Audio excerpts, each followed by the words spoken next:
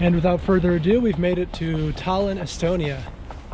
So I won't lie to you, this is the part of the trip I've been most looking forward to, which is not to throw any shade at Latvia or Lithuania or Finland for that matter.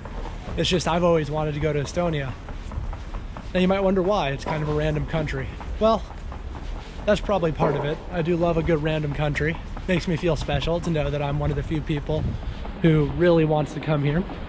Part of it is the flag. I always thought was one of the coolest ones in the world because it doesn't just use normal colors for a flag. Instead they bust out the black, blue, and white, which looks, I mean, let's be honest, pretty unique when you compare it to the rest of the colors of the world's flags. But also, as a student of history, this is a really fascinating country because it's post-communist but still has a lot of the medieval period buildings, Renaissance buildings, which in a lot of those post-communist countries were destroyed in the Soviet Union and turned into all the brutalist architecture. So I'm really looking forward to this. I'm hoping that I get to see all the sights. Right now I gotta find my hotel and wait to check in because I don't want to lug this bag around for the whole trip. So yeah, join me as we explore Tallinn, Estonia.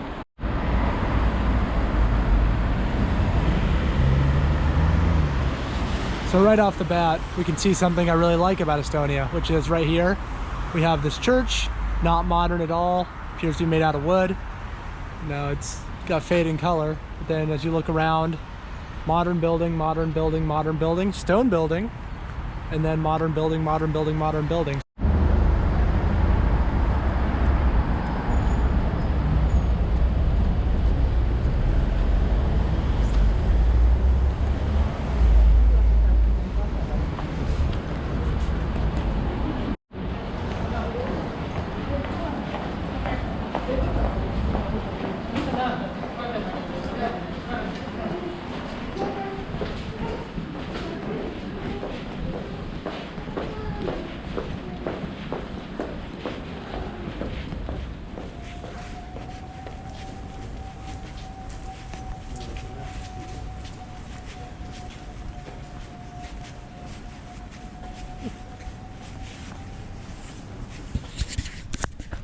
So right off the bat, I can tell you definitely have to have more of a take your life in your own hands approach to crossing the street here as compared to Helsinki. In Helsinki, when you even approach the street as a walker, cars would stop immediately. Here, they will only stop once you send it. So you gotta send it, you're gonna be waiting a while.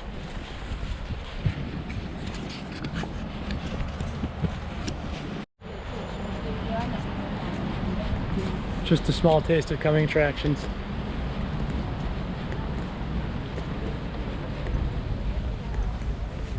But for the McDonald's McCafe sign, it would feel like we're stepping back in history right now. And the car, I guess.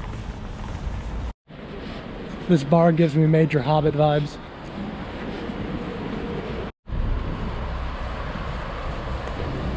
On the outside of Old Town, we have the modern take on a treehouse.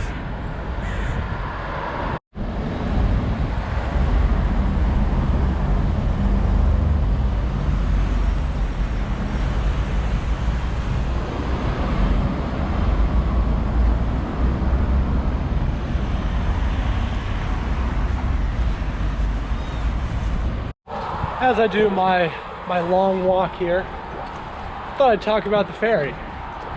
So why did I take a ferry? Well, honestly, boats are my preferred mode of transportation if it's available, because while they may not actually be safer than planes, there is still a part of me, deep down, even though knowing how safe planes are, that thinks, well, if something goes wrong on a boat, I know how to swim. Something goes wrong on a plane, I'm because I cannot fly. So there's that. It's also, it was cheaper. There was delicious food on board. And honestly, it's probably quicker. I didn't have to go back to the airport. It was just 2 hours in and out. Now this hostel I'm staying at is actually closer to the airport, so it would have saved me this walk. But I'd say on balance, ferry's the way to go to get from Helsinki to Tallinn.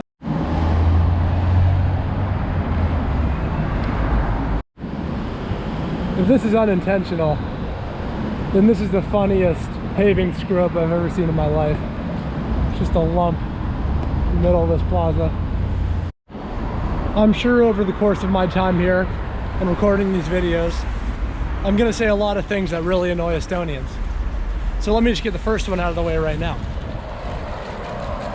From what I've seen so far, Estonia seems like the sort of place you can move to and not learn the language and just speak English.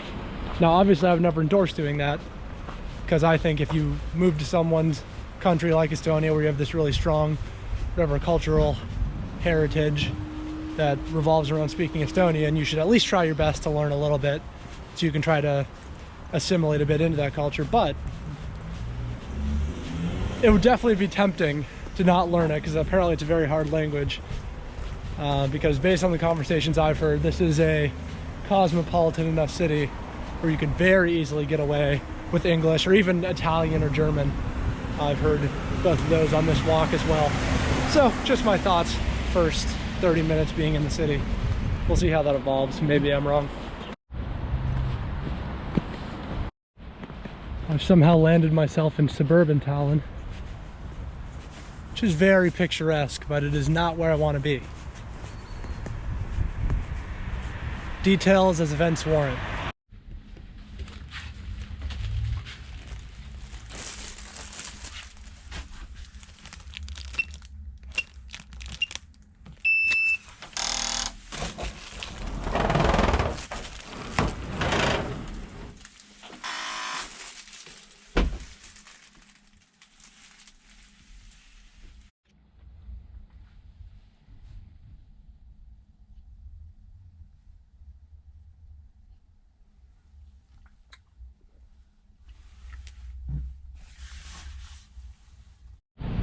As is tradition on days that I film, it has started raining, so this is going to be another wet one.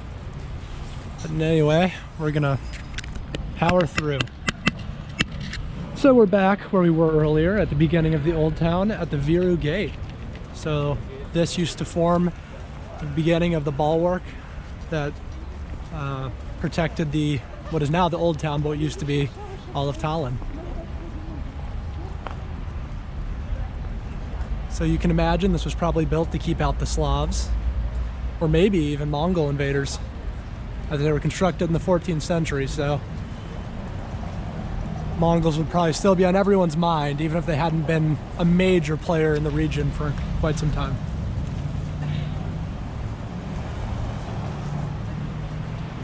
I imagine this gate is a lot easier to breach nowadays than it used to be. It's quite formidable. And just like that, we are into Old Town. Now, running parallel but set back from the Viru Gate, we have another section of wall here. So you can see up at the top there was a wooden pathway where the defenders could strut along, probably get a good vantage outside of the walls. They're pretty solidly built walls. It's either quite thick. I'm sure this concrete was not there in the whatever medieval times, but you do get a sense of just how imposing these walls used to be.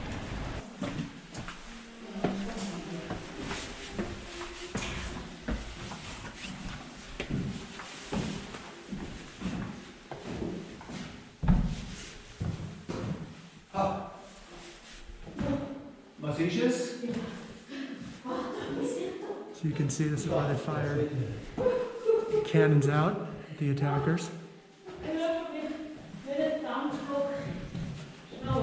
Excuse me.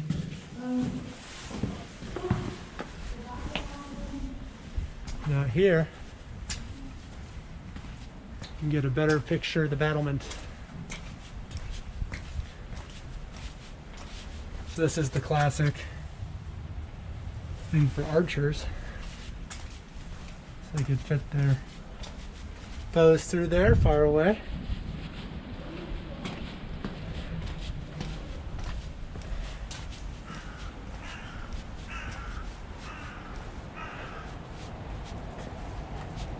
And to think it was probably none of those buildings were there. It would probably just be maybe little huts at the most.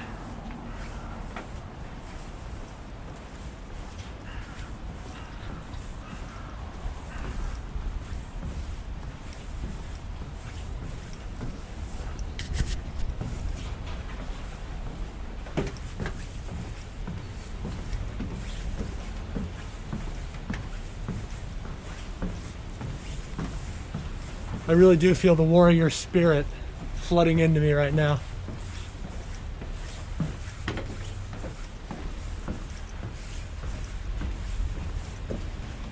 When I was a younger kid, I probably would have goofed around a little more up here,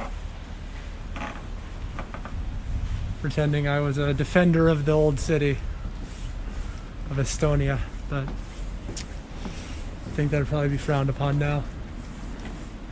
A grown man playing make-believe. So I'm not certain, but I think we found how they took a crap. I'm very afraid to drop my camera, but I think this is probably the John.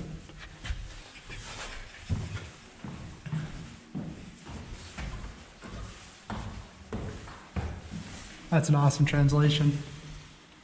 Room for wage war. Very nice.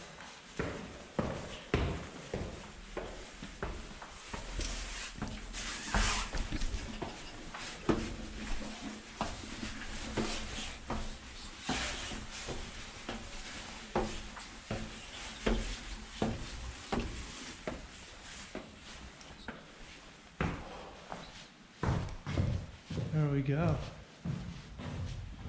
Here's the top level of the defenses.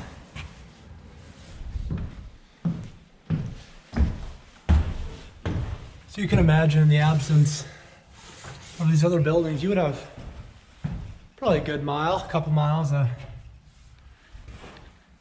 view, unobstructed view.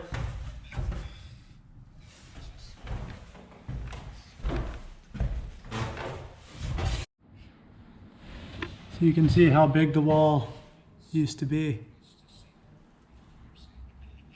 Let's see, where are we? There's Viru, so we're on this section of wall right here. You can see it used to wrap all the way around the city.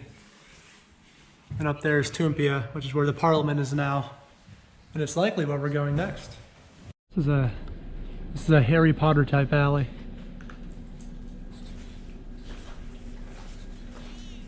This looks like platform 9 3/4, whatever. I guess that's different than Diagon Alley. Please, Harry Potter fans, don't make fun of me. I'm trying.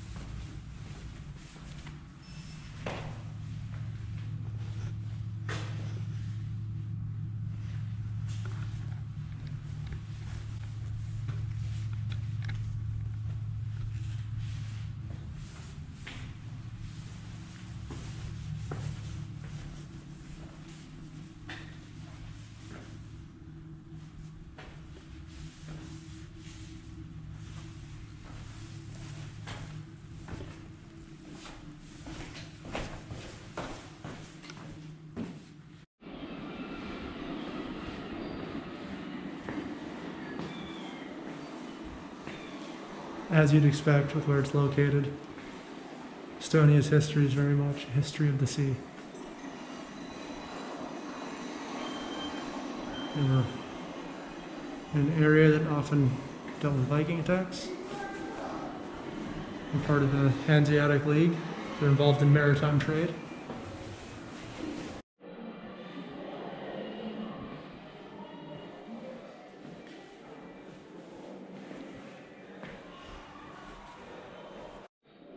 Here we have the chimney of the museum. I would go all the way in, but just in case my friends find this video, I do not need to open myself up to that kind of roast.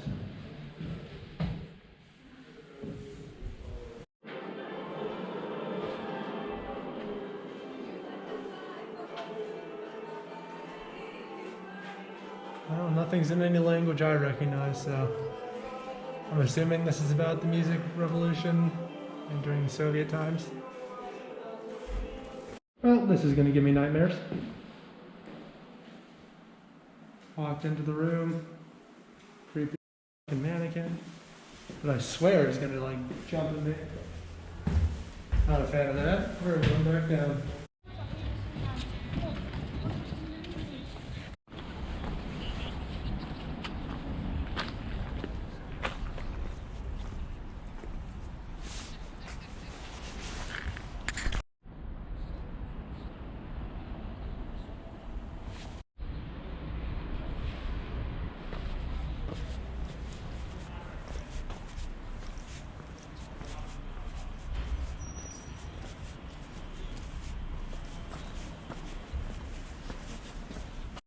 So unfortunately, this church is under construction.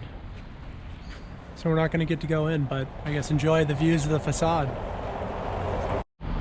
This section of wall looks a little bit less daunting than the other one, if I'm being honest. I feel like if I really need to attack the city to pillage, I could scale this sucker. Yeah. Built in the second half of the 14th century. You can almost pole vault that. Since so much of Estonia's history is based on trade over waterways, it makes sense that they have a Maritime Museum, which is this building right here. So I believe it is still open for another hour. We're going to check that out. I almost feel like I should end the video with this because of how perfectly it bookends the day. Just look at that. That's the exact ferry I came over on. I stood back there to get the picture of the flag. I don't know if these are all to scale, but if they are, and this one right here is huge. One thing I observed in that Maritime History Museum is that it really is amazing that Estonia even exists when you think about the great powers that it's been stuck between over the years. I mean, you have Russia, of course, and it was part of the Soviet Union, but you know, was able to break free. They outlived the Polish-Lithuanian Commonwealth, which was another regional power. Germany had designs on this area. They survived all of it, and they actually have a pretty strong identity coming out of all of it. So it's a I don't know if this is just a me thing or if everyone does this, but I always like seeing my country's flag when you're in some random country. It's like a little taste of home. So I presume this is the US Embassy. Or it's just some people who really like America. I guess I don't know for sure. Well, this is bizarre. It's a Texas thing. Oh my god, that's a flag of Texas. Oh my goodness, it's a restaurant. Well, that's funny. I think I'll probably skip that.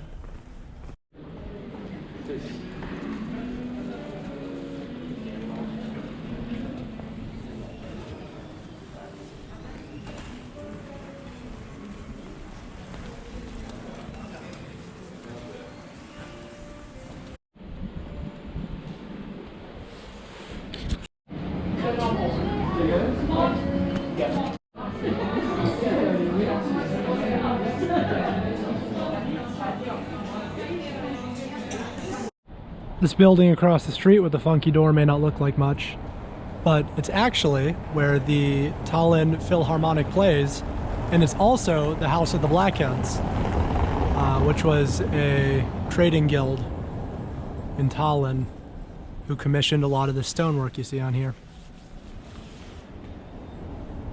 I would go inside, but I've been told that as it's now used for the Philharmonic, it's basically been gutted, so all that's left is the facade.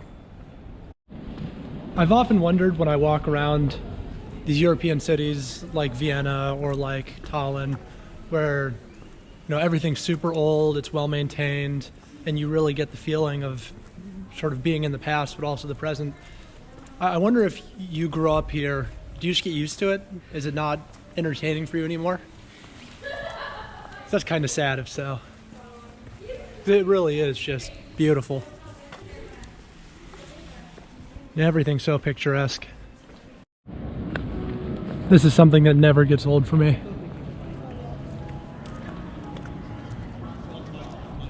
City Square.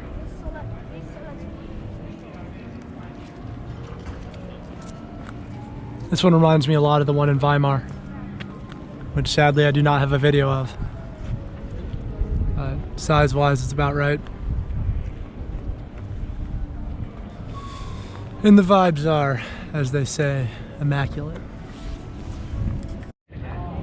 So this Gothic building is actually the Tallinn Town Hall.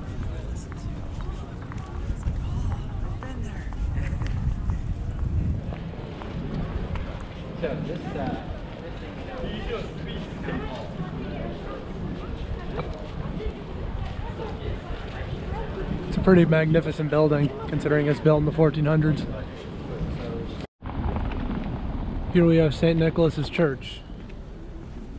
Now, whether this footage is going to serve as a preview of coming attractions or as my actual footage of the church from the outside hinges entirely on whether it's going to pour down rain again tomorrow. Because while I will definitely go in if it's pouring down rain, I am probably not going to stand around outside trying to get nice shots of it.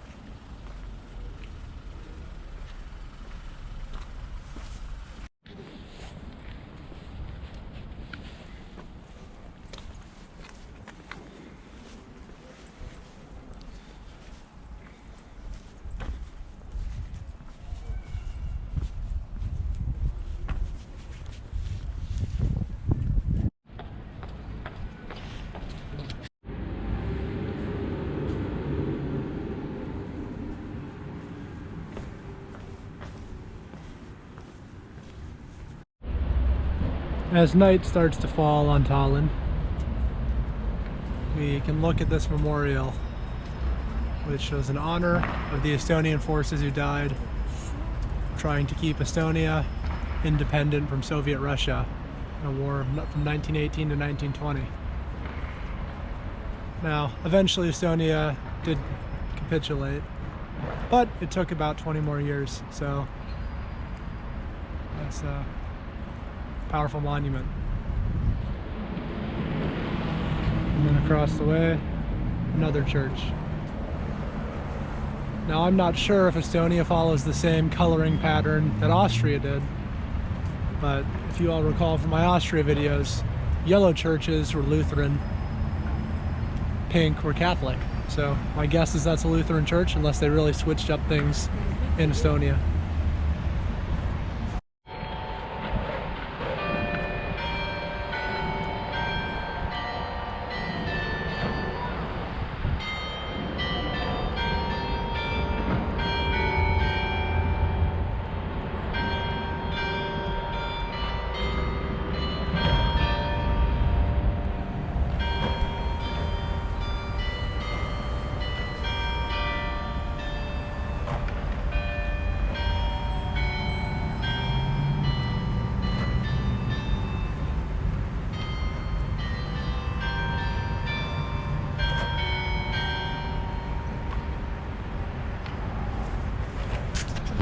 And with that I say, good night. Day one in Tallinn is complete.